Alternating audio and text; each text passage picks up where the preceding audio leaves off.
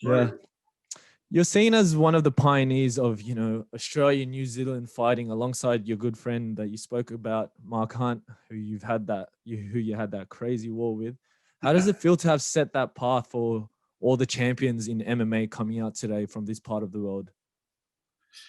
It's humbling. I mean, it's such an amazing feeling. It's a humbling feeling. Um, it's good to be part of something. You know, I remember as a kid watching movies, watching Superman, watching Yep. Star Wars, um, you know, all the Marvel things as a kid, cartoons and whatnot, Batman. Um, I used to dream as a young kid that I wanted to be like that.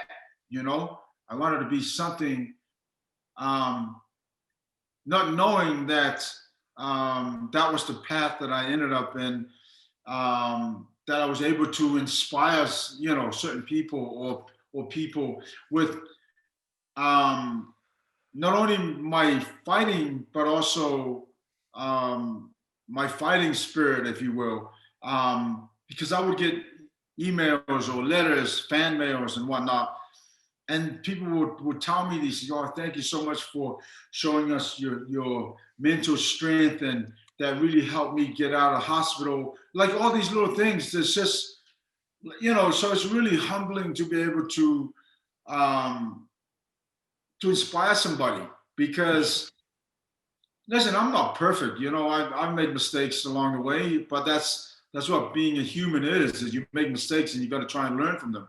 Mhm. Um, but just to know that my work inspires certain people, it's really humbling and um,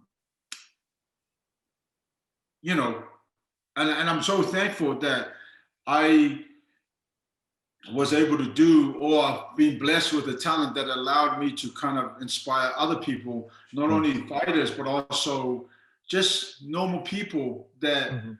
um, didn't have the strength to do something. And then just from my work, they were able to do that. You know what I mean? So it's, no, I'm forever grateful. And of course, like I said, I thank the good Lord every day that I'm blessed with something that allows me to inspire people to be stronger and also continue their own journeys. That's true, definitely. I have to thank you. You know, I've I like seeing how you become just from a fighter to an executive to the president of Pro Fighters League. Like, I want to get into the business side of not just fighting, but just the business side of something.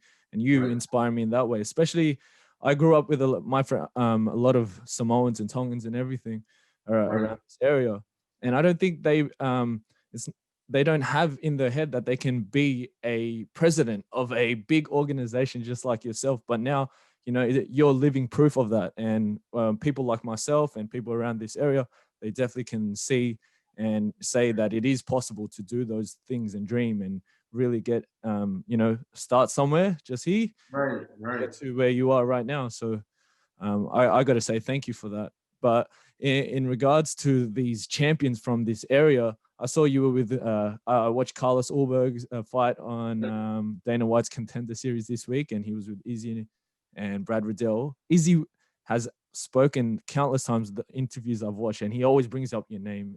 You know, he Right. always brings up Ray Sefo. You know, we've got fighters out in New Zealand and Australia that and he will talk about the level of kickboxing out here in Australia and New Zealand is a different level to the US. What do you think of it now? Because you train these guys out now.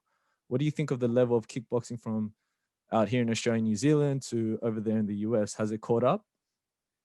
Um, I think a little bit it has,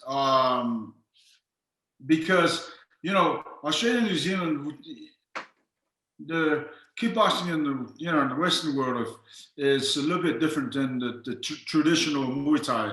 Yep. Um, where kickboxing in New Zealand, Australia, we focused a lot on our hands as well as our feet, but um, the there was more emphasis on combining the two together. Mhm. And allowing the body to move in a way where your hands and feet was well coordinated, and then you would use your hands to set up your legs, and you would use your legs to set up your hands. And Lolo Himuli was, he was our coach and master back in the day, and I mean, like he's like one of the greatest minds in the game, honestly, because he could analyze and just from top to bottom. Um, he would dissect the actual fight and break it down where like piece by piece. It was just watching him or listening to him talk or describe something like that. So yeah, no, part of that is because the coaches uh, from back home in New Zealand and Australia, uh, they weren't. And I mean, I could just speak for Lolo because Lolo wasn't just focused on just boxing or just kickboxing. He focused on combining the two together, which is the same thing that I do. Mm-hmm.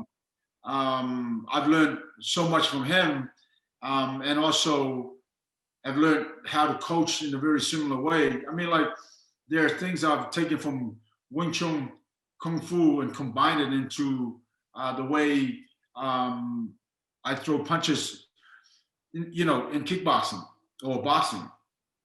And so, yeah, just like we say, Bruce Lee was well ahead of his time. Mm-hmm. I felt like in our team back home, we were ahead of our time in the sense. Also, I said Lolo was ahead of his time in terms of the way he would put things together, and so of course, being under that kind of influence allowed me to not only take all that, but also add my own ingredients into forming that. You know what I mean? And so, Yeah. um, yeah, no, definitely. There is a. I agree with Izzy. There is a difference, but I think kickboxing in the U.S. have now, especially with K1, and then the growth of MMA. Because if you look at MMA today to 10 years ago, even Different. it's night and day.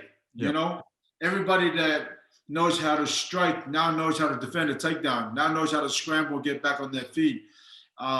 Everybody that could only wrestle or do jiu-jitsu now know how to strike, know how to knock people out and throw kicks and whatnot. So the growth of the game and the evolution of the game have grown so much that